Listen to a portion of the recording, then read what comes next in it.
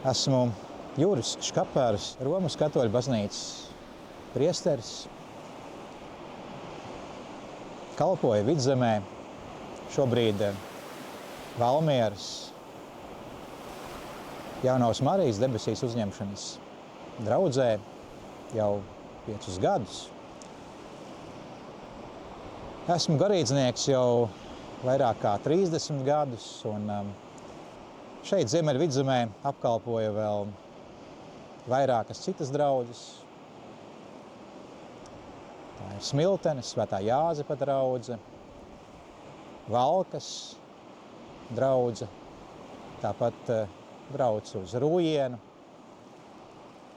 un vēlreiz mēnesī notiek Svētā mise Rankas Muižas kapellā.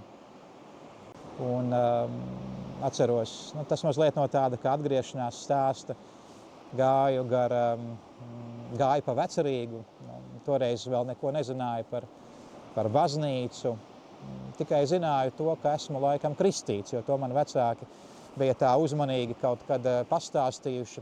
Mums ar māsu nokrastīja, kad mēs vēl bijām maziņi, bet, protams, mums nebija tādas kristīgas audzināšanas ģimenē. Ģimene centās mūs audzināt vispār tādās cilvēciskās vērtībās, mīlestībā uz ģimeni, uz savu zemi, uz valsti.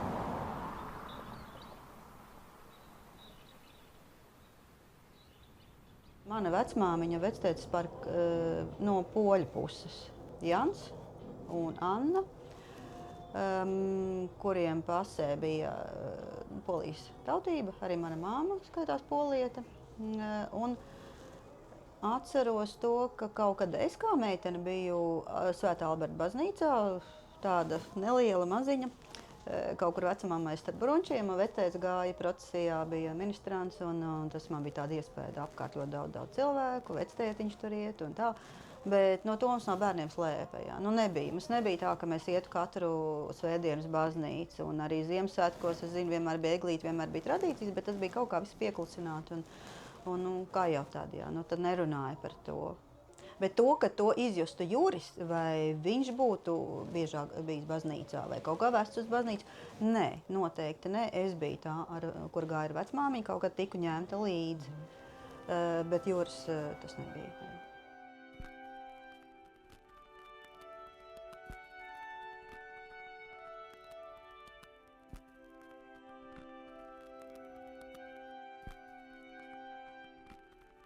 Es labi atceros, ka vectētiņš ļoti mīlēja ņemties dārzā ar augiem, ar ziediem un kaut ko dungot. Un, ja es tagad tā atceros, tās bija kaut kādas baznīcas dziesmas, tad es atceros, kad es dzirdēju tādus vārdus dziesmā kā Poļskaņas Ginella.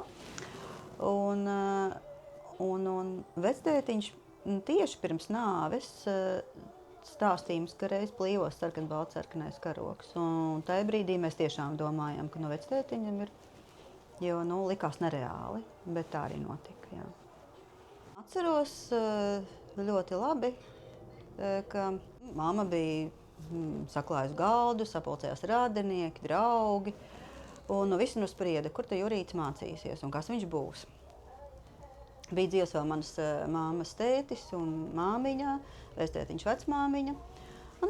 Dažādi bija dažādas versijas.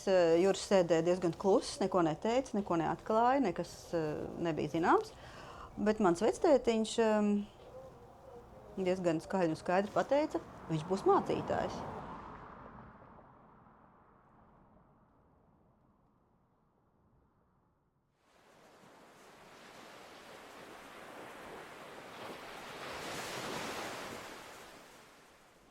Tāpat jau atceros vēl sevi tādā agrā bērnībā, mājās, tur, kad ciemojāmies pie vectētiņa un vecmāmiņas, tad slepenībā viņa turēja tādu arī brīvās Latvijas laika bībeli, lielu un smagu, un tā grāmata toreiz man neko nenozīmēja, bet izraisīja vienalga tādu interesi, un kad es atvēru vaļā, tur bija tā vecā latviešu druka un mēģināju mēģināja kaut ko lasīt.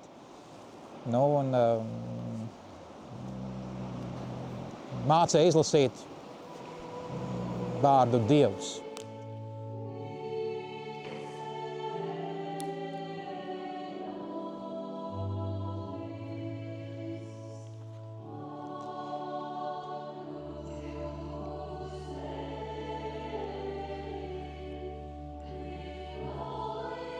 Mums saka, kas viņš ir. Es esmu, Jēzus saka, labais gans. Es pazīstu savas avis, un manējās pazīst mani. Un ziniet, kas ir tas labākais? Par Kristu, ar Kristu un Kristū, ka viņš nevis tikai saka, bet ir labais gans.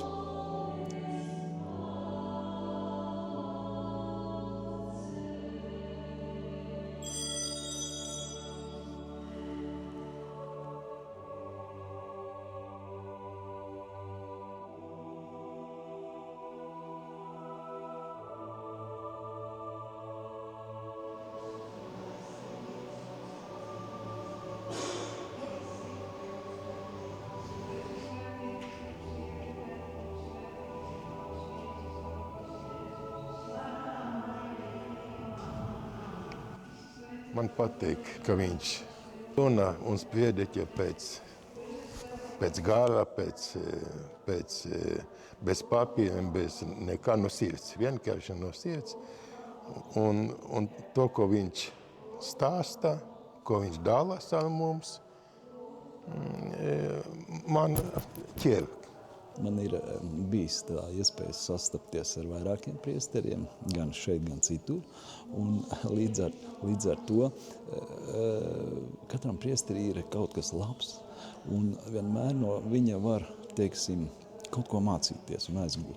Un arī no Jura ir labas īpašības, ko, teiksim, viņš mīl dabu, mīl pastaigas. Un teiksim, viņa Facebookā liktas tādi komentāri par ikdienas notikumiem, par dabas skaistumu un tādu, ko viņš atrod jūras krastā vai pastaigojoties, tiešām ir viela pārdomām. Katrā ziņā Juris ir arī militārists un tā, kā jau Juris pēc vārda nozīmē cīnītājs. Bet prieks par viņu, kad mums vispār viņš ir draudzē. Un kādreiz jau viņš šeit pat dzīvoja baznīcā un tad mums bija dievkalpojumi ikdienas, bet tagad viņš ir Valmieras draudzē, un līdz ar to mēs dalāmies ar citiem tajā labumā, teiksim tā, kopējā labumā. Man patīk, kad viņš uzdod kādu jautājumu, ka viņš liek pašam pārdomāt, apdomāt to un klausa rezultātu. Viņam patīk darboties, Viņš vienkārši kāds viņš ir, tāds viņš ir. Es ar to sāku un ar to arī gribu pabeigt. Viņš ir diezgan konkrēts. Jo, teiksim, tas kādreiz ir tādi mācītāji, priesteri, kuri diezgan tā runā apkārt, aplinkus, bet viņš ir diezgan tieši un konkrēts. Varbūt vecāka gadagājuma cilvēkiem tas var nepatikt, bet kādreiz taisni to konkrētību un tādu mazliet tādu striktu nostāju vajag.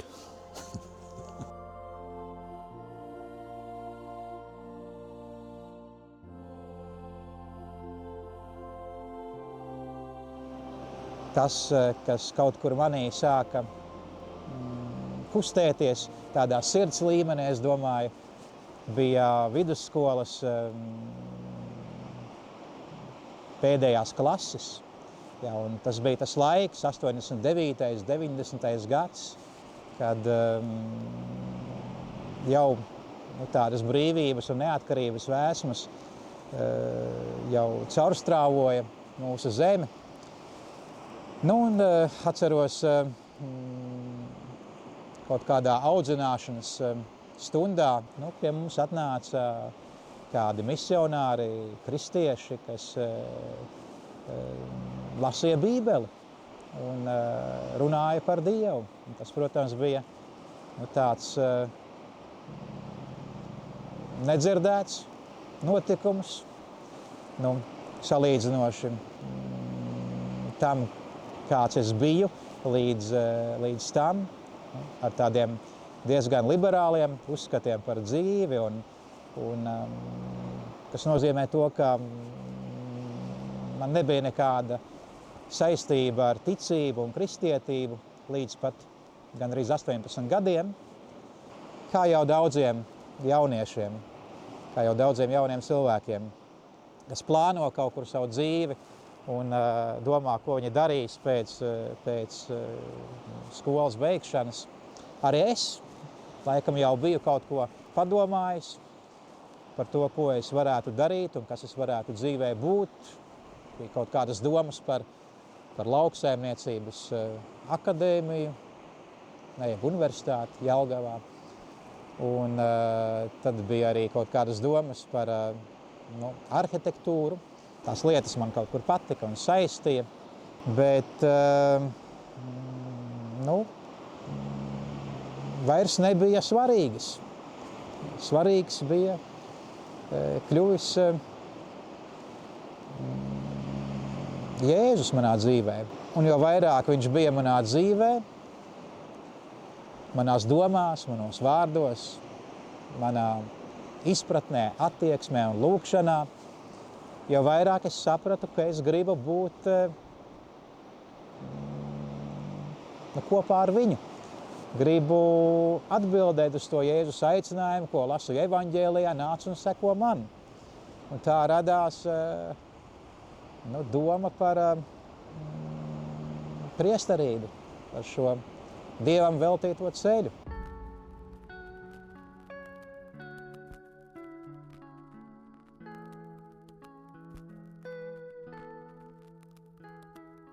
Man bija grūti. Mammai bija pārsteigums. Tētim bija, kā es teicu, vectētiņam noteikti nebija pārsteigums, viņš jau zināja. Bet mums bija pārsteigums. No sākuma es biju tāda, varbūt mazliet tā kā, kaut kā iedomājusies kaut kā visu savādāk. Tie bija liels kurs brālim, ļoti jauki visi kursa biedri, tagad jau priesteri. Un bija tiešām tāda interesanta dzīve. Mēs tikāmies, viņi brauc ciemos pie mums un bija ļoti jauki vakari, pasākumi kopā. Un tad jau tas viss bija tā kā likās kā ģimene. Ļoti, ļoti jauki.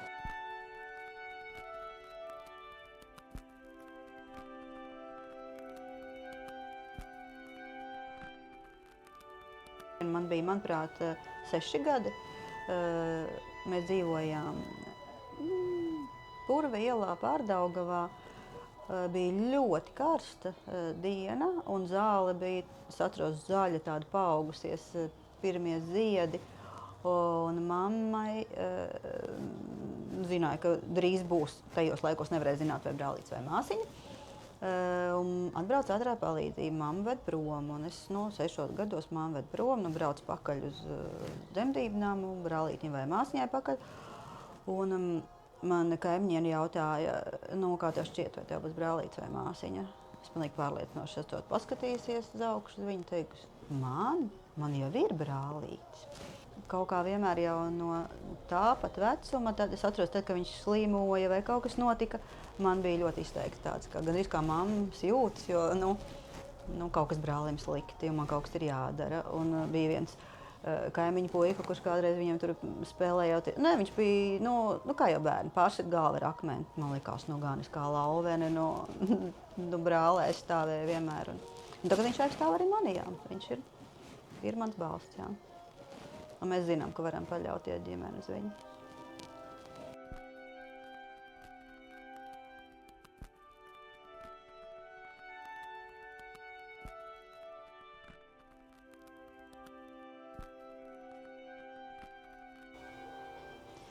Kāds viņš bija bērnībā? Bērnībā viņš bija diezgan kluss. vienmēr pulcēja, tad, kad jau paaugās, pulcēja pie sevis jaunāko paudzi draugus. Atceros, ka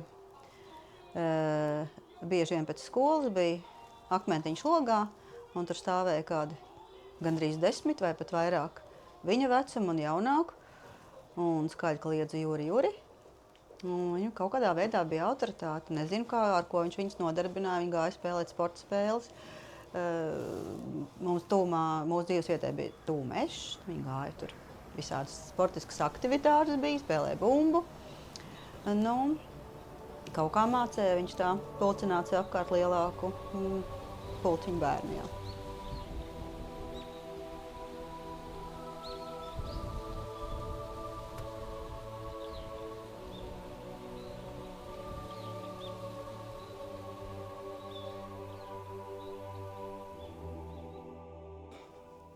Draudze mūsu baznīcā ir diezgan plaša, un ikdienā ir saskarsme mazāka, bet, protams, mēs tiekamies uz svētdienas svētajām misēm. Un, man ir ļoti svarīgi šie cilvēki, kas nāk kopā ar mani lūgties, un cik mums atļauj laiks, un tad mēs arī tiekamies, aprunājamies, viens otru atbalstam. Draudze man ir ļoti svarīga. Es tāpat kā priesteris Juris šajā draudzē esmu salīdzinoši nesen, tikai pāris gadus esmu ienācēja Valmierā, un tāpēc man tas sākums bija ļoti svarīgs, lai es šeit iejustos, neskatoties to, ka man ir draugi kristieši arī citās draudzēs, bet tā draudze, kāpēc tik labi es šeit iejutos un varēju kalpot, ir pateicoties priesterim Jurim, ka viņš bija tāds atvērts. Un tāda brīva demokrātija, nāciet un dariet. Un tas bija tas, kas sākotnēji ļāva mums arī tādu īsākā periodā kalpošanu jauniešiem, bet viss plūst un mainās, un arī citi izaicinājumi paņem virsroku. Un tā kā tas ir arī tas svarīgākais, ka mēs tieši ne tikai svētdienās, bet tikāmies arī ārpus tā svētdienas laika, kad parasti ir mises, un tādu sadraudzību veidojām.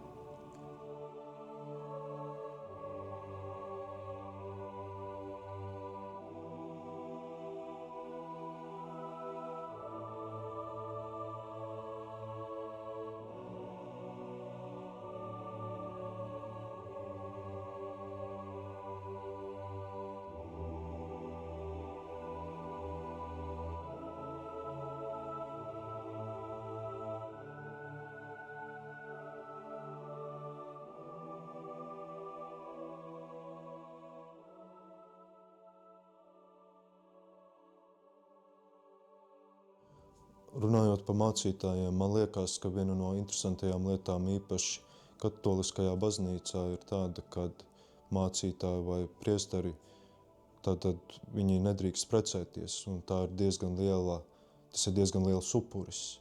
Bet tas arī norāda uz to, cik viņi ļoti mīl baznīcu, cik viņi ļoti ir gatavi sekot Jēzum, kad neskatoties uz to, kas viņiem tā kā jādod, piemēram, parastā cilvēka dzīve, kad viņi ir to gatavi darīt. Draudze viņam ir kā ģimene, un tajā kalpošanā man personīgi ļoti svarīgi ar priesteri Juri vienmēr aprunāties, jo bez priestera atbalsta un lūgšanas tā kalpošana ir tāda neauglīga. Bet tad, ja mēs saskaņojam un izrunājam tās visas nepieciešamās lietas, tad tas kalpojums ir viegls un svētīgs. Es tā ceru. Viņš ir patriots, Latvijas patriots, un tās ikdienišķās lietas, ko viņš arī sprediķos liek mums atcerēties, novērtēt to, ko mēs jau esam aizmirsuši, arī, ka esam brīvā valstī, un ka Dievs katram ir pieejams, un to tādā vienkāršā, nevis pamācošā, nosodošā, tādā sprediķī to pateikt, bet tādā mīlošā.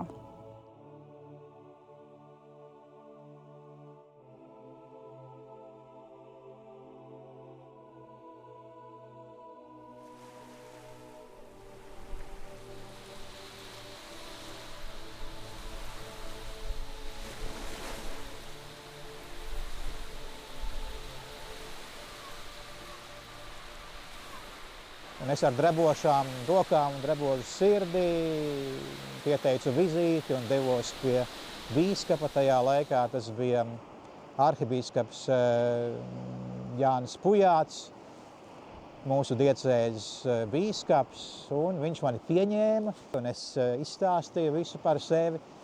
Rezultātā viņš teica, jo es viņam jautāju, varbūt es neesmu gatavs, varbūt man vēl pagaidīt un nesteigties. Viņš saka, ir jau augusts, jā, un tas ir laiks, kad notiek seminārā garīgajā uzņemšana, ej un stājies. Tad arī es gāju un stājos. Saņēmu no savu prāvesta ieteikuma vēstuli, jeb rekomendācijas vēstuli, bija nepieciešama motivācijas vēstule un vēl tur viskaut kādi citi papīri. Un veiksmīgi mani pieņēma, un es iestājos garīgajā Rīgas seminārā 1991. gadā. Toreiz kandidātu uz priesterību, jeb seminārs bija ļoti daudz. Tur vienā kursā mēs bijām 20 un dažreiz pāri, un tā diezgan daudzus gadus, līdz kamēr semināristu kļuva mazāk un mazāk. Man šķiet, mēs dzīvojam ļoti mainīgā pasaulē un ļoti sarežģītā pasaulē. Dzīvojam ļoti laicīgā, modernā un arī pasaulīgā pasaulē. Un ko es ar to vēlos teikt, ka ne jau Dievs mazāk aicina, vai arī mazāk runā, vai arī vispār neaicina. Problēma ir varbūt pašos cilvēkos. Dzīve ir ļoti ātra, dzīve ir ļoti skaļa. Un varbūt tā problēma ir tajā, ka diemžēl cilvēks kļūst aizvien kurlāks tādā garīgā ziņā, garīgā nozīmē un nedzirdīgāks. Un varbūt arī dažreiz varbūt arī nejūtīgāks. Un ir ļoti grūti klausīties ar sirdi, jo tās neparastās, lietas notiek pavisam parastā veidā. Un Dievs runā uz mūsu sirdi. Un ja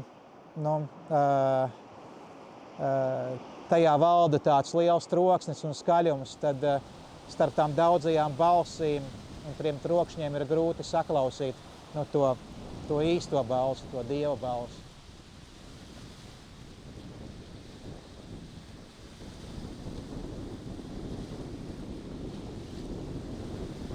Jā, priesteris ir arī cilvēks. Un kā katram mums cilvēkiem ir kaut kādi mūsu vaļasprieki un arī hobiji, lietas, kas mums patīk. Es kaut kā arī nebaidos izmantot arī šos sociālos tīklus, kas var kļūt kā tāds vienkāršs instruments, kā tāds mikrofons, kas pastiprina balsi. Jā. Jaunas iespējas un izaicinājumi, jauna cerība. Kā ar tevi varbūt nav nemaz tik slikti, kā tu domā, vai kā izskatās. Cerība ir spēja redzēt, ka neskatoties uz visu tumsu, ir arī gaisma. Un tāpēc savā tādā priesteriskajā kalpojumā, gan dzīvē, gan arī caur sociālajiem tīkliem, kaut kur es cenšos mazliet iedvesmot cilvēkus, dzīvot ar jēgu, ar ticību labajam, ar vērtībām. Un, tas mans mērķis nav būt digitālā satura veidotājam un saukt sev par influenceri, bet būt par cilvēku, kurš dod cerību, stiprinājumu, kaut kur vienkārši gaismu. Un ja tas, ko es daru, tas ir tādā, vēlreiz atkārtoju, hobija līmenī, kaut kur ietekmē citus, un šī ietekme kaut kāda, ved viņus uz labu, uz domām par dzīvi un dzīves jēgu, par to, cik mēs katrs esam īpaši un svarīgi un neaizvietojami, tad tas man sagādā arī tādu lielu prieku un gandarījumu. Kāds sakāvārds svēts tam. Steidzoties cauri dzīvei, tu varbūt redzi mērķi tālumā, bet neredzi puķes ceļmalā. Dzīve ir skaistums, apbrīno to. Dzīve ir svētlaime, baudi to. Dzīve ir sapnis, vērs to par īstenību. Dzīve ir izaicinājums, stājies tam pretī.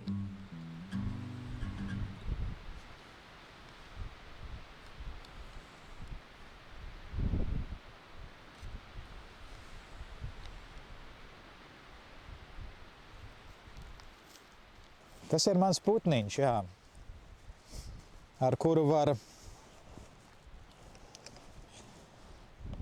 visu sarunāt.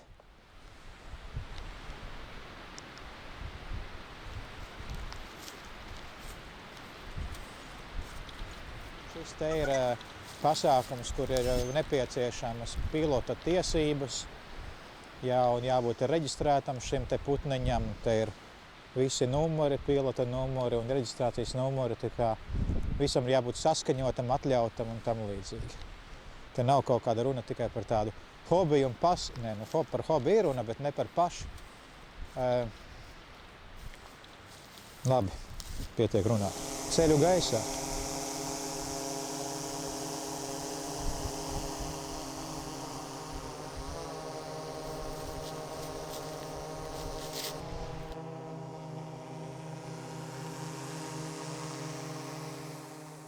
Un tam ir sakars droši vien ar kaut kādu manu tādu filmēšanas prieku. Kaut kādus tādus rakursus dabūt un kadrus, kas, nav iespējami ar vienkāršu fototehniku.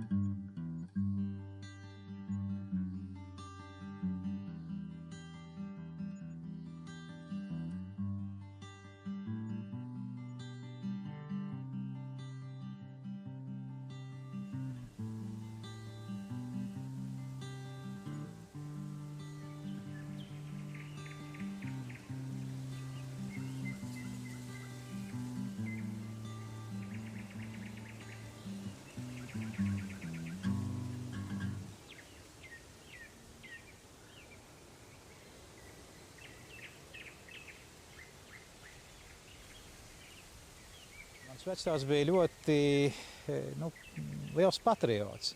Un ne tikai savas, tā teikt, zemes, Polijas, arī mūsu zemes Latvijas patriots, uz kur viņš pārcēlās uz dzīvi. Varbūt no tā arī manī nāca tāda savas zemes un Latvijas tautas un tās brīvības un neatkarības apziņa. Un tad jau esot kā priesteris un kalpojot dažādās draudzēs Latvijas, sevī jūtu tādu pamudinājumu iekšēji būt noderīgs kā priesteris arī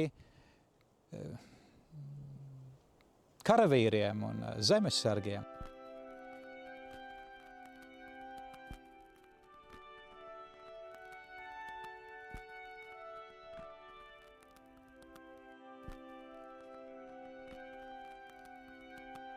Iestājos Latvijas Republikas zemessardzē un kļuvu par zemessargu, izgāju pamatapmācību un visu sagatavošanos posmu, un tad arī sāku kalpot kā zemessardzes kapelāns.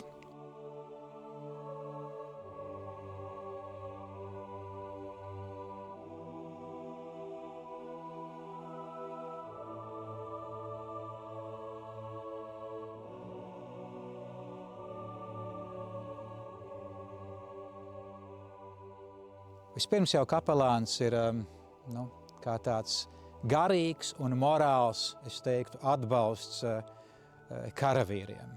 To tā varētu pārfrāzēt un teikt kā tāds garīgi tēvs. Un, protams, šeit runa ir vairāk par tādu morālu un garīgu atbalstu. Un tā kapelāna loma ir tāda, lai palīdzētu un ļautu arī karavīram rast iespēju izrunāties. Varbūt tāds iespējas, ka viņš ir nepieejams un viņu ir grūti satikt un varbūt arī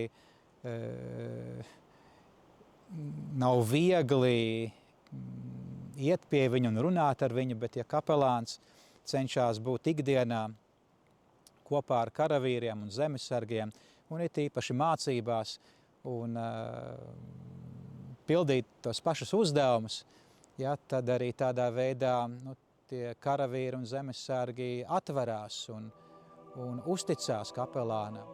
Barikāžu atmiņas nav tikai notikumu hronika.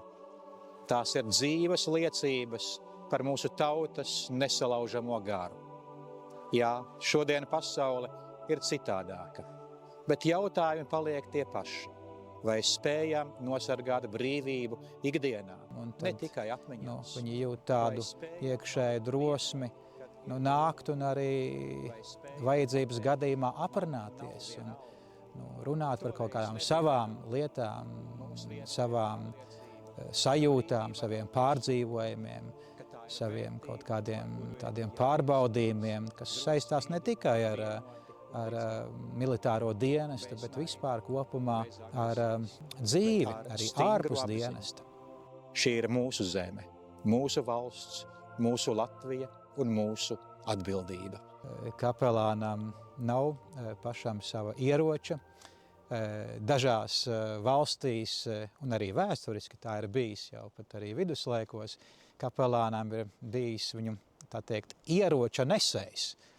Jā, bet pats kapelāns nekad nenes ieroci un arī to nelieto. Protams, ir varbūt tādas situācijas, kur ja tava paša dzīvība vai citu dzīvība tiek apdraudēta, tad tev ir tiesības uz aizstāvēšanos, un tad tev ir tiesības arī pielietot attiecīgi spēku. Bet tas vienmēr ir ārkārtējs gadījums runājot par kapelānu. Kaut kad pirms pāris gadiem bija izdevība arī runāt ar kapelāniem no Ukrainas, kur viņi dalījās ar savu pieredzi.